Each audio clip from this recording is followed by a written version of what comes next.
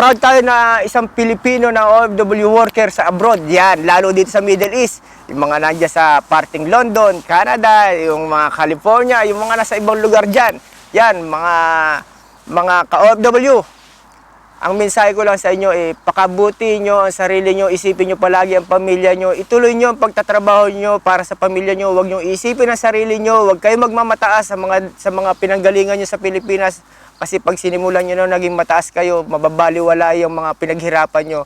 Sana kahit papano habang ikay isang OFW, pilitin mo yung pangarap mo para sa pamilya mo, maibigay mo para kahit papano yung pinagpaguran mo, makikita mo pag uwi mo sa Pilipinas. Yan ang pinakamagandang gawin. So, yun nga pala, no? Ako nga pala si Jonathan Molina at lumaki ako sa parting Bulacan, yan. At dito ako pinanganak sa Zambales. At ngayon, nandito tayo sa Kuwait. Ako isang family driver. Nagtulak nga sa akin at kung bakit ako nag-abroad dito sa Kuwait. Gawa ng nagsimula na nagkaroon akong pamilya, nagkaanak. So, kulang na sa expenses. So, kailangan dagdagan natin ang expenses dahil gawa nga ng mababa ang sahod at mababa lang din ang pinag-aralan natin. So sa Pilipinas, alam niyo naman, trabahong kalabaw talaga dyan. Yung halos 200, isang araw lang kinikita. So pag meron ka ng anak, hindi na maanuhan yung suporta dun sa anak mo, kulang na. So kaya kailangan mag-abroad na ako. Kaya yun, nagtulak na, ito na. Dito na ako ngayon sa bansang Kuwait. In-applyan ko yung driver, kahit hindi ko alam yung driver, talagang pinasok ang driver. Ang trabaho ko lang sa Pilipinas, maghakot ako ng buhangin, dalhin ko sa patang para lang isampa ko ba yung buhangin kasi yung dinadaanan mismo ng buhangin is tubig. So kailangan dahan-dahan, ganun kahirap. Iintayin mo yung pagbaba, pag low tide ng tubig para lang makahakot ko ng buhangin. Lagay mo, ganun lang ang kita ko. Karolay kita sa isang truck, 75 pesos. Minsan wala pang kumukuha ng buhangin ko. Lahat ng klase ng trabaho, pinasukan ko, construction, tricycle driver, pagbubuhangin, pagkakargador, lahat pinasukan ko. Talagang walang pumit sa kung ano yung gusto kong trabaho. Kasi siyempre, kailangan tayo bilang Pilipino, kailangan i-explore natin kung saan tayo nararapat na trabaho. Hindi lang iisang trabaho ang pinapasukan natin. Bilang Pilipino, dahil nga sa kababaan ng sahod, kailangan mag-explore ka, yung tumaas yung sahod mo. Kailangan maging skill ka, nagsimula ka sa labor, maging skill ka.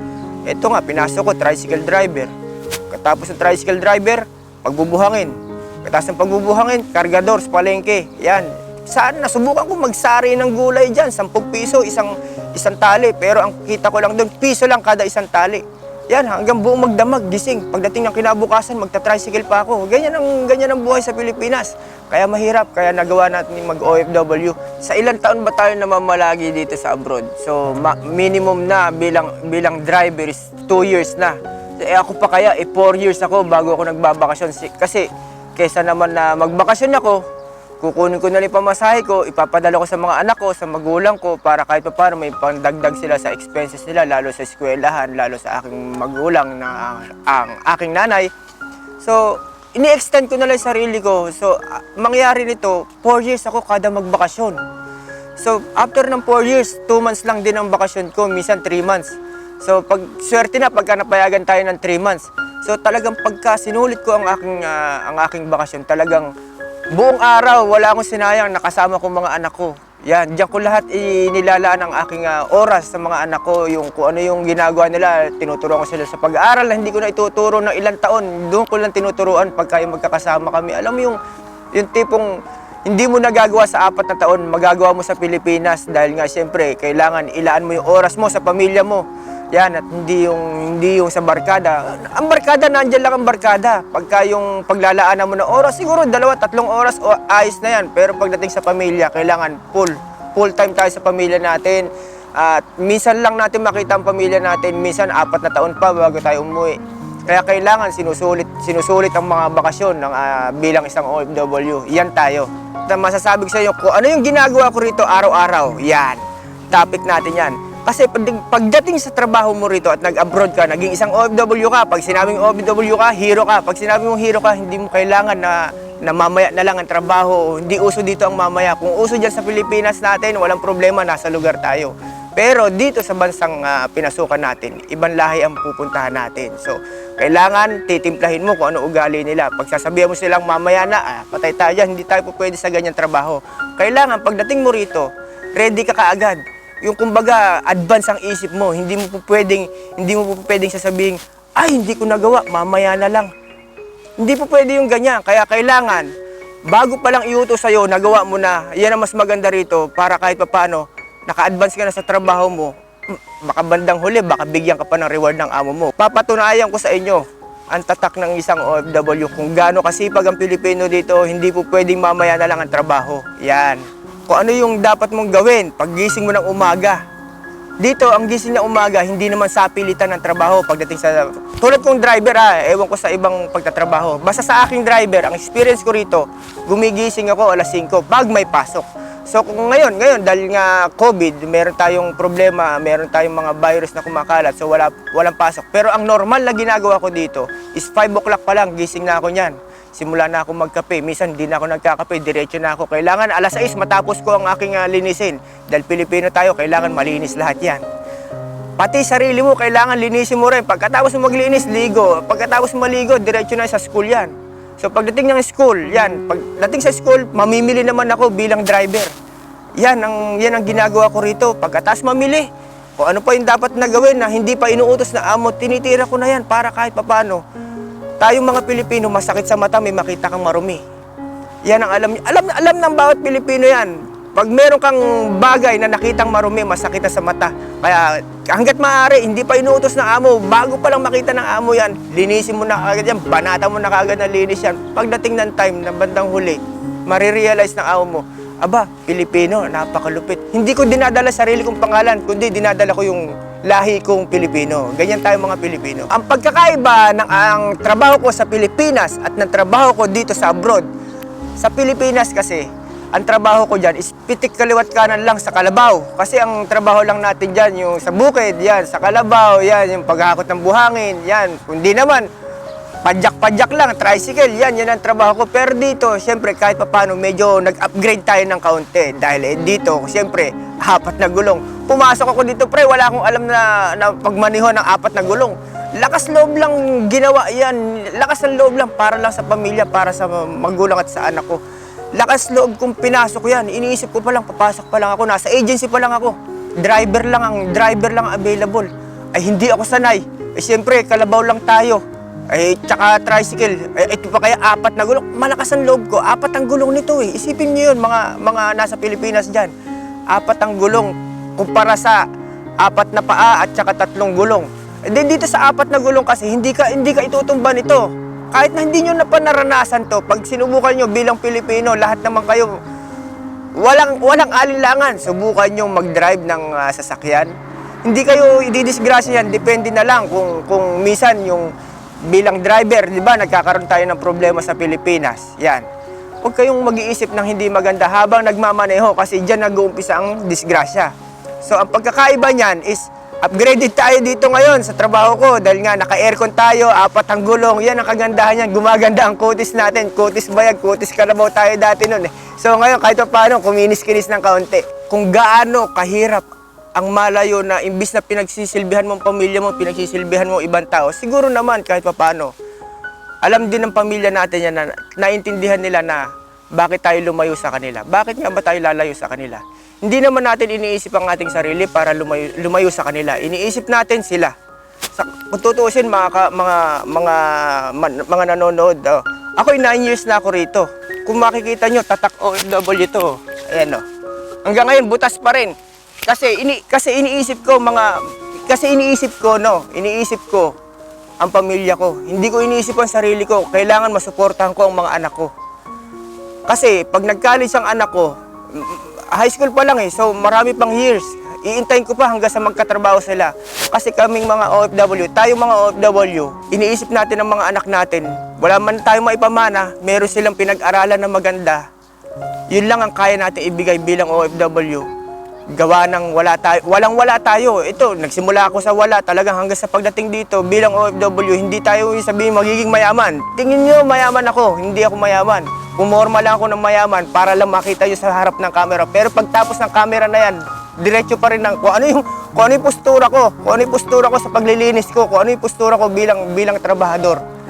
Makikita nyo lang, nakikita nyo na yan sa vlog ko, kung ano yung style ko, kung ano yung mga pananamit ko. Normal na lang yun. Kaya yung nakikita nyo mga ka-OFW biyahero, mga ka-OFW dyan, sa mga picture nyo lang nakikitang masaya ang mga tao na kapamilya nyo. Pero pagtapos ng picture na yon, sa likod ng picture na yun, andyan yung lungkot, yung hirap na malayo sila sa inyo. Ano nga ba ang pumapasok sa isip mo pagka yung narinig mo isang OFW? Siyempre, hero tayo. Proud to be Filipino, OFW Filipino nga yan OFW Filipino worker, yan. Sabihin, hero tayo niyan kasi nga, kung bakit natawag na hero, kung bakit tayo natawag na hero, dahil gawa nga ng ang layo ng pamilya natin, tiniis namin yan na mapalayo sa pamilya. Tulad ko, ako, yung mga anak ko lumalaki na hindi ko kasama, hindi ko nagagabayan ng mga anak ko. Hindi ko alam kung paanong paglaki niyan, kung anong magiging ugali niya, kung anong magiging asal niyan dahil sa ibang tao lumaki. Pero ngayon, kahit paano napapatunayan ko naman, kahit paano nagagabayan din sila ng mga lola nila, lolo nila, ng mga tito-tito nila dyan, na maganda ang pagpapalaki sa mga anak ko. Siyempre, palitan natin na kahit paano, pinalaki nila yung mga bata, bigyan natin ng kahit paano kondisyon, magandang kondisyon. Yan. Maikwento ko lang. Ang hindi ko makakalimutan dito, nakilala ko yung totoong magmamahal sa akin. Yan. Brendali, ayusin mo buhay mo. Yan. So, nakilala ko nga yung asawa ko na si Brendali Labrador Molina. Yan, kinasal na rin kami rito. Kahit paano, at least kahit paano, nakita ko yung totoong pagmamahal. Akala ko wala na. Akala ko laos na ako. Yung bangga, ganun. Pero hindi. Huwag kayong mawalan ng pag-asa. Akala ko, ganun na lang. Pero hindi pala. Nakakita pa rin ako kahit paano ng totoong magmamahal sa akin. Yun yung mga bagay na hindi ko makakalimutan. Na napunta ako rito at dito ko pala makikita yung totoong magmamahal sa akin. Akala ko wala na. Ang mga mensahe ko sa mga magbabalak mag-abroad, kahit papano bago kayo mag-abroad, isipin nyo na kailangan maging matatag kayo dito dahil pagdating nyo rito, kayo yung mag-aalaga sa sarili nyo dahil mag-isa lang kayo, iwanan yung pamilya nyo. Kailangan maging handa kayo na ganyan ang magiging sitwasyon nyo. Bak na yung pagdating mo na rito, alam mo wala ka bang ibang kasamang kamag-anak kundi ikaw lang mag-isa. Kailangan ihanda mo sarili mo na lahat ng gawain mo, yung ginagawa mo dyan sa Pilipinas hindi na po pwede dito. Kailangan gawin mo mag-isa. Yung routine mo, trabaho, sarili. Pero pagka yung gagawan mo na hindi maganda, diyan tayo hindi talaga tayo papalarin. OFW ka habang buhay. Kung gusto mong gumanda rin ng kahit paano ang buhay mo, ipangarap mo, mangarap ka ng mangarap, pero libre lang mangarap. Pero habang nangangarap ka, kailangan sabayan mo ng gawa. Pagka walang gawa yan, baliwalang pangarap mo. Ang mensahe ko para sa mga mahal ko sa buhay ay tulad na lang sa nanay ko, yan, nag-iisa na lang yan. Nay, at kahit paano, huwag ka mag-isip dyan. Alam ko, in good condition ka ngayon. Huwag kang mag-alala na okay kami ni Tol Ian. Maayos kami rito na maganda yung amo namin. May naririnig kayong mga negative. Huwag kayong mag-isip na negative, puro positive para lagi tayong cute sa kahit na kanino tayo humarap. Kasi kung puro problema ang iisipin natin, alam nyo na mangyayari sa inyo. Lalo kayong magmamature. Kaya Nay, huwag kang mag-alala. Nasa maayos kaming kondisyon ng aking kapatid na si Tol Ian. At sana lagi kang maayos din dyan. At connection lang, tawag-tawag ka lang pagka yung may time ka. Yan. Sa mga anak ko, yan, si Patricia, si Ashley, yan, mga anak. Proud si Papa at ang tataas ng mga grades nyo. Kahit paano, nawawala yung pagod bilang OFW ni Papa. Yan, at ayos na ayos yan. Pagdating ko dyan, alam nyo na, meron na naman kayong surprise kay Papa. Sa asawa ko nga pala, kay Brenda Lee, sana huwag ka magsawa na mahalin ako at yung pasensya mo, kahit paano sa mga anak ko, na ibigay mo yung bilang magulang at na balang araw, magkakaroon din tayo ng magiging anak. Alam mo naman yan, pangarap din natin yan, pero kailangan bago bahay bata, bago bahay natin, ano ba? Bago bahay bata, bahay muna ang unahin natin. Yan. What's up mga kabisayan dako? Maraming salamat sa mga manonood dito at sa mga manonood pa lang nito. At huwag nyo rin kakalimutan ng isang OFW, biyahero na kaibigan ni Kabisayan Dako. Yan, shoutout po sa inyo lahat. Maraming salamat po sa inyo.